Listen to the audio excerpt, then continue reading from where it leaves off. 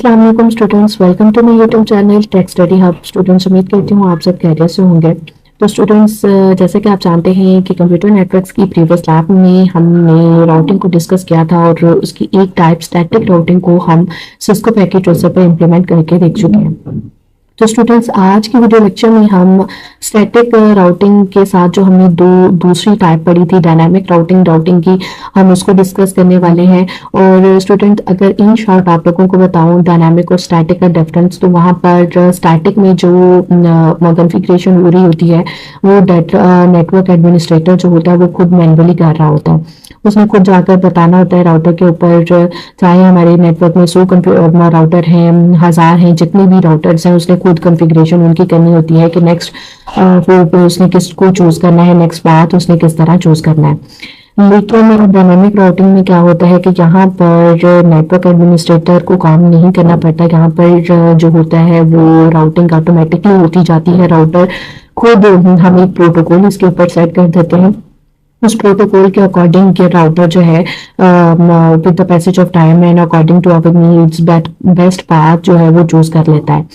ठीक है स्टूडेंट्स, अब यहाँ पर सबसे पहले अब जो दूसरा डिफरेंस इसका ये है कि स्टैटिक राउटिंग में हमारे जो पाथ होते हैं वो हमें जो पाथ सेलेक्ट करना होता है वो स्टैटिक रहते हैं, यानी चेंज नहीं होते। लेकिन डायनामिक राउटिंग में पाथ चेंज हो सकते हैं। हो सकता है कि at the first time router ने इस पाथ को सिलेक्ट किया हो और सेकेंड टाइम उसने उसके लिए सेकेंड टाइम पर जो बेस्ट पाथ हो वो सेकेंड वाला हो। तो इस वजह से यहाँ पर हमारे पास पाथ जो है वो with the passage of time change होते रहते हैं। यहाँ पर हम एक छोटी सी टोपोलॉजी बिल्ड कर लेते हैं। यहाँ पर मैंने क्या किया है, 3 राउटर्स लिए हैं, 3 स्विच लिए हैं और एक ही कंप्यूटर और नेटवर्क में अटैच किया हुआ है। अब मैं यहाँ पर क्या करती हूँ, राउटर के ऊपर क्लिक करती हूँ। सबसे पहले इसकी पावर को हम कर लेते हैं ऑफ। यहाँ से हम इसकी पावर को कर लेते हैं ऑफ। अब यहाँ से हमने क्या करना है, IC2T वाले को मैं सिलेक्ट कर रही हूँ, मॉड्यूल को उसको ऐड कर लेती हूँ और यहाँ से इसकी पावर को कर देती हूँ ऑन। इसी तरह जो बाकी मेरे पास राउटर्स हैं उनके साथ भी मैं यही काम करती हूँ। उनकी पावर को ऑफ करने के बाद WIC2T वाले मॉड्यूल को ऐड कर लेती हूँ। मॉड्यूल को ऐड करने के बाद इसकी पावर को ऑन कर देती हूँ। अब थर्ड वाला जो राउटर है उसके साथ भी हम यही काम करते हैं और इसकी पावर को पहले ऑफ करते हैं। उसके बाद WIC2T मॉड्यूल को ऐड करते हैं और पावर को ऑन कर देते हैं। अब मैंने क्या करना है, इन राउटर्स को आपस में अटैच करना, तो मैं ये स्ट्रेट सीरियल केबल को यूज कर रही हूँ, क्लॉक रेट वाली। तो यहाँ से मैं यूज कर रही हूँ /3/0 वाले के साथ और इसके साथ भी उसी पोर्ट के साथ अटैच करती हूँ।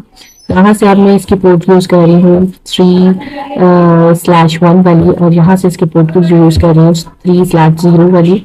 अब इसके साथ मैंने क्या करना है, राउटर्स को अटैच कर दिया। अब मुझे स्विचेस को अटैच करना है तो मैं स्विचेस को अटैच कर लेती हूँ।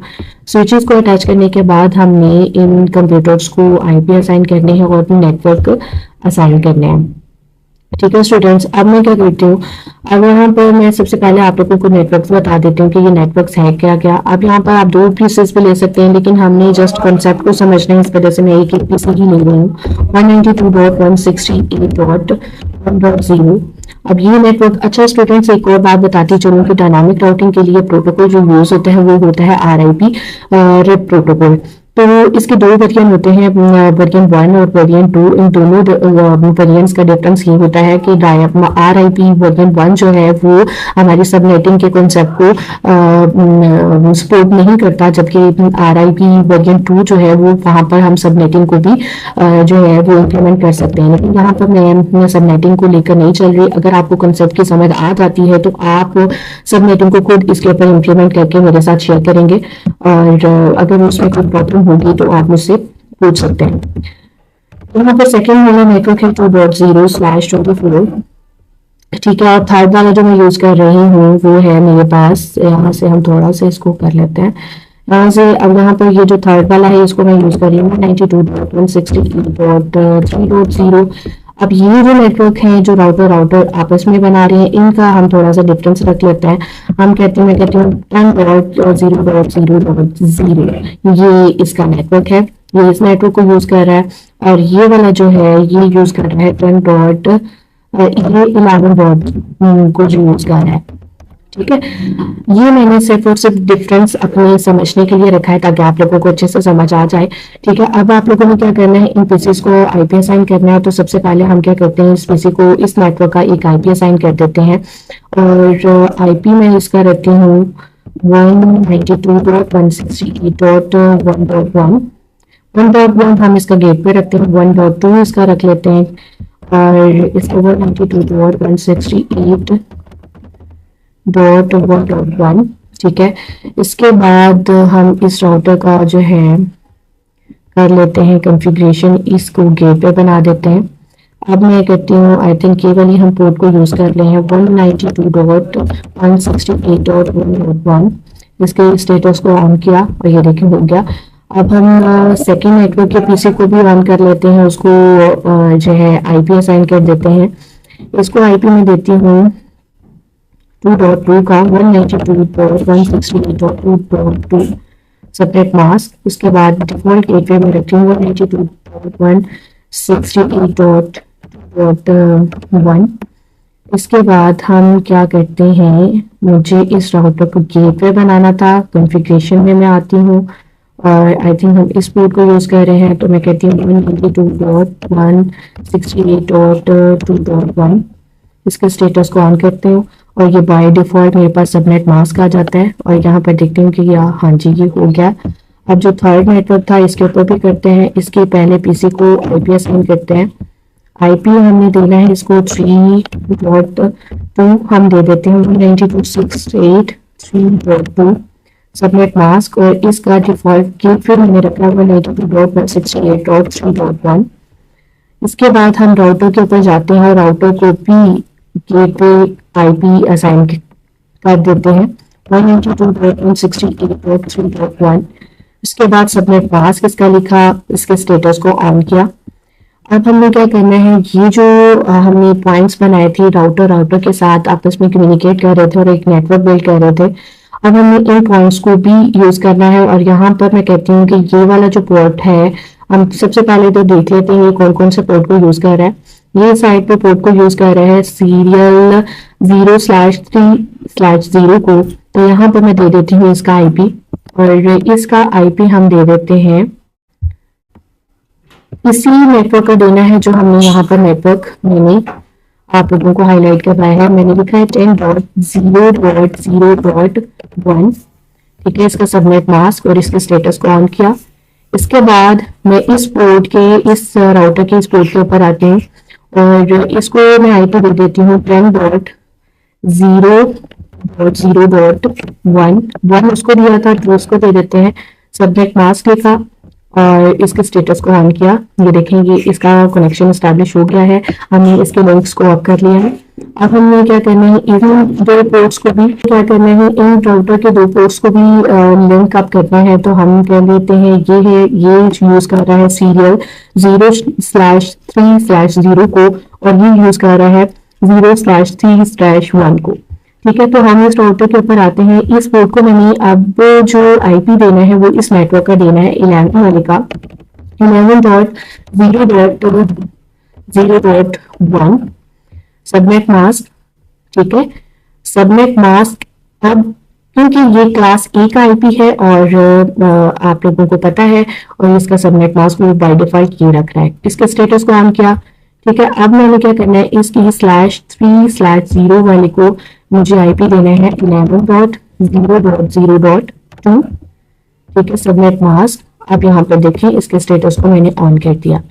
अब एडिशनल इंफॉर्मेशन हमें क्या करनी होती है, अब मुझे राउटर में तो स्टैटिक में, तो स्टैटिक राउटर में मुझे जाकर क्या करना पड़ता था, स्टैटिक में उस नेटवर्क का लिखना पड़ता था, फिर यानी नेटवर्क का आईडी लिखना पड़ता था, कंप्यूटर्स का नहीं, नेटवर्क आईपी लिखना पड़ता था, फिर उस नेटवर्क का सबनेट मास्क लिखना पड़ता था और नेक्स्ट होप को भी बताना पड़ता था।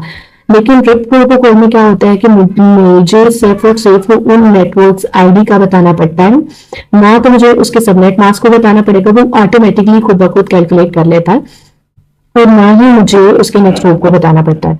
तो मैं क्या करती हूँ, यहाँ पे वो नेटवर्क सेट कर देती हूँ 192.168.1.0 ये नेटवर्क था। उसके बाद मेरे पास नेटवर्क था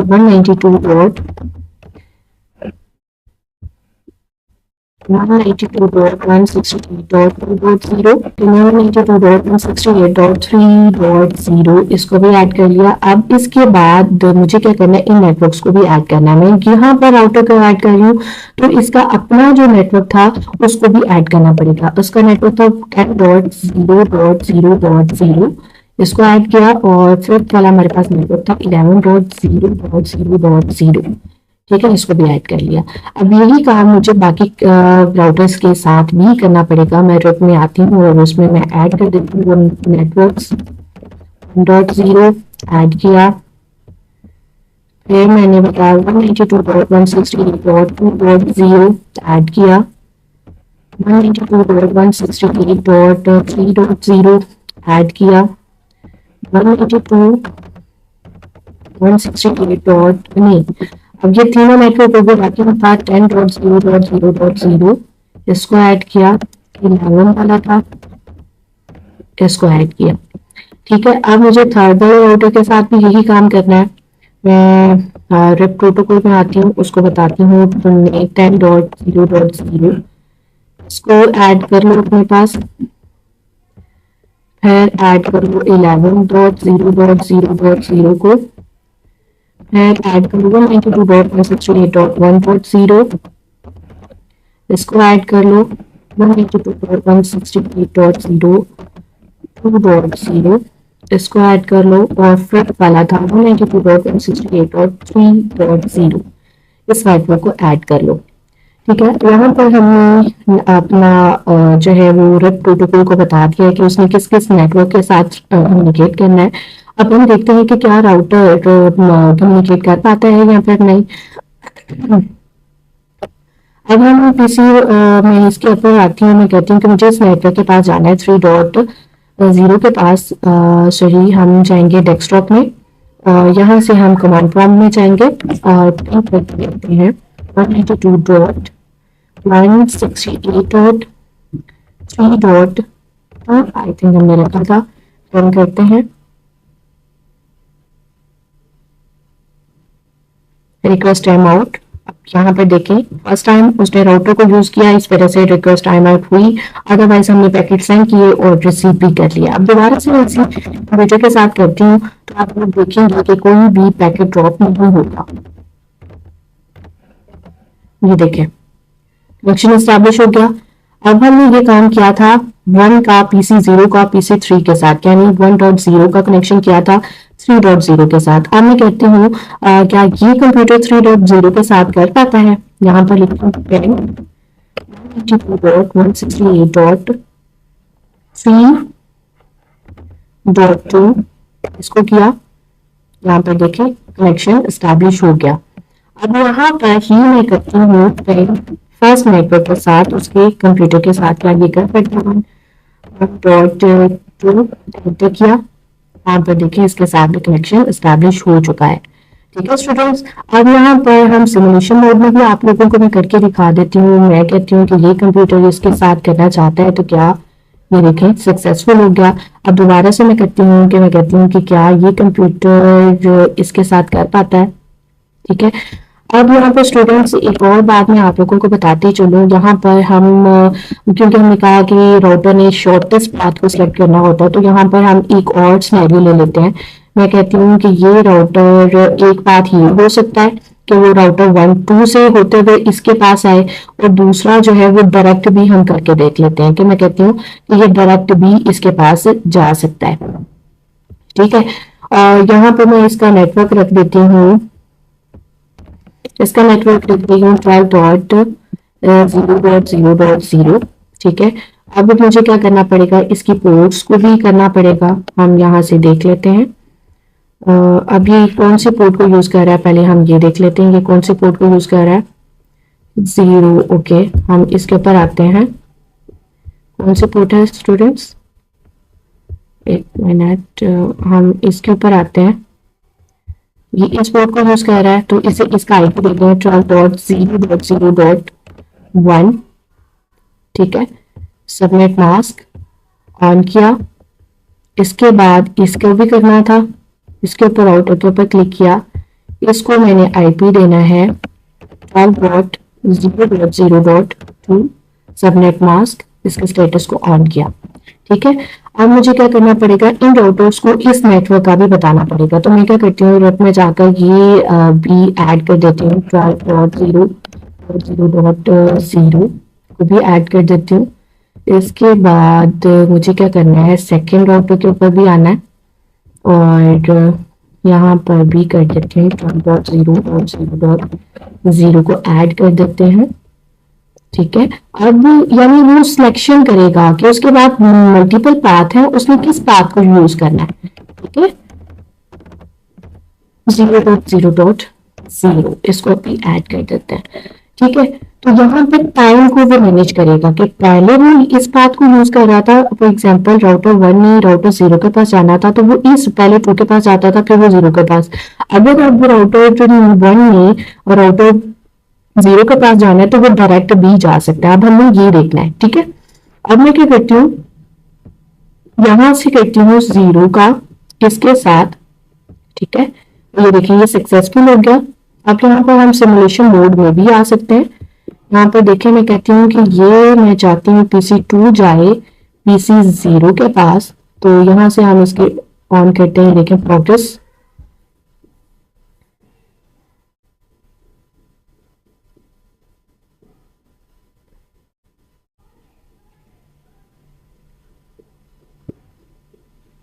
अब यहाँ पे क्या कर रहा है, अब मैंने सिमुलेशन को ऑन किया ना, वो जितने भी मैंने पहले भी कंप्यूटर्स को आपस में कम्युनिकेट करवाया, उनका लिंक करवाया, वो उन सबको एक साथ लेकर चल रहा है, लेकिन पाथ डिफरेंट वो यूज करेगा। किसी के लिए वो इस पाथ को यूज करेगा और किसी के लिए वो इस पाथ को यूज करेगा। ठीक है, ये डिफरेंस आप लोगों को दिखाना था कि यहाँ पर डायनामिक में राउटर ने खुद पाथ सिलेक्ट करना होता है कि यहाँ पर मेरे लिए कौन सी ऑप्शन बेस्ट है। ठीक है, यहाँ पर देखें ये जो थर्ड वाला अब लास्ट में मैंने किया था, वो मैं किया था PC2 से PC0 के पास, तो वो जा रहा है यहाँ से ऊपर वाले लोग के साथ। एक्चुअली मैं यही दिखाना चाह रही थी आप लोगों को।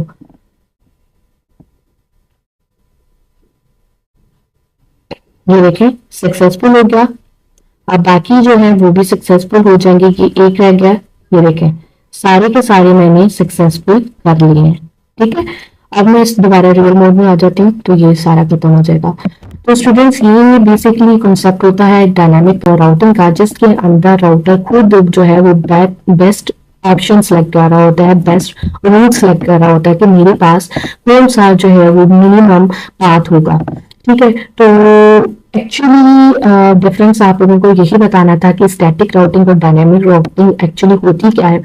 अगर हम स्टैटिक को करते हैं, उसका ड्रॉबैक तो ये है कि नेटवर्क एडमिनिस्ट्रेटर को खुद जाकर मैनुअली हर काम करना पड़ता है, खुद बताना पड़ता है कॉन्फ़िगरेशन और उसे नेक्स्ट रोड का बताना पड़ता है। लेकिन अगर हम स्टूडेंट डायनामिक राउटिंग की तरफ आते हैं तो यहाँ पर हमें राउटर अच्छी क्वालिटी का लेना पड़ेगा, क्योंकि उसे पता है कि उसने सारा काम राउटर में ही करना है। ठीक है, इसलिए यहाँ पर थोड़ी सी उसकी एफिशिएंसी को भी हमने मद्देनजर रखना होता है।